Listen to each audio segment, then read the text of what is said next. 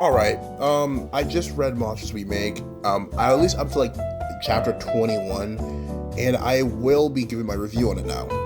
Jabari Booker is kinda like your typical shonen protagonist, at least nowadays, but honestly, I do like that about him because it kind of does reflect that he is relatively new to this world, and his personality does start to shift a bit, the more integrated he gets into how different the world around him is. His interactions with the cast are very, very interesting. I actually like it a lot. And to an extent, I do see different aspects of Corey Kenshin reflected in each of these different characters in weird ways. But honestly, yeah, no, I do like and appreciate how they interact with one another. It feels like a group of friends that, you just kind of run into.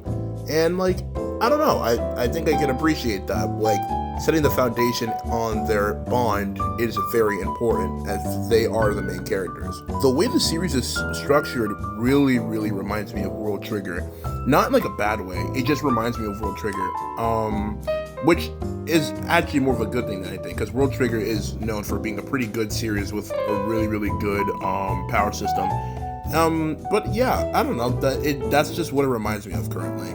But that brings me to my problem with the series so far, and it's the fact that it's kind of sterile. Not in the sense that it's bad, but in the sense that there's nothing that makes it stand out from any other series that's out right now.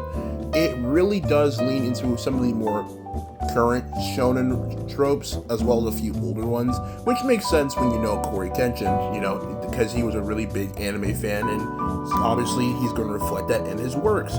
However, to an extent, I feel like there's just not really much new that I'm feeling towards these characters that I haven't felt towards a character to a higher extent in another series. I know I shouldn't be comparing it to another series, but I mean, I don't know. It kind of feels like these characters are archetypes more than characters currently.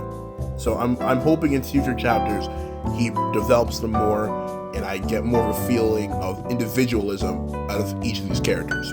Because there are a few standout characters, but not all of them are standout, and that's saying a lot when there are 5 characters and I only care about like, what, 2? The last thing I will credit Corey Kenshin for is that he definitely knows that what he wants from his battles, because the battles are extremely well choreographed, which I can appreciate because, it's very shonen-esque, as I've been saying a lot. So obviously you would want the battles to look good. And his art style overall has been pretty solid. I wouldn't say it's my favorite art style, but it definitely is a very, very good and consistent art style. And the fights elevate it. And it's just like, I don't know, the line work is great. Everything's great overall, I'd say. And yeah, I don't know. I feel like that's just something I should leave off with, because I know there's gonna be people who care about like the hype and aura that's there. So overall, I'd say the series right now is like an 8 for me. I'd say check it out. I really would say check it out. And that's all I really have to say. Anyways, bye.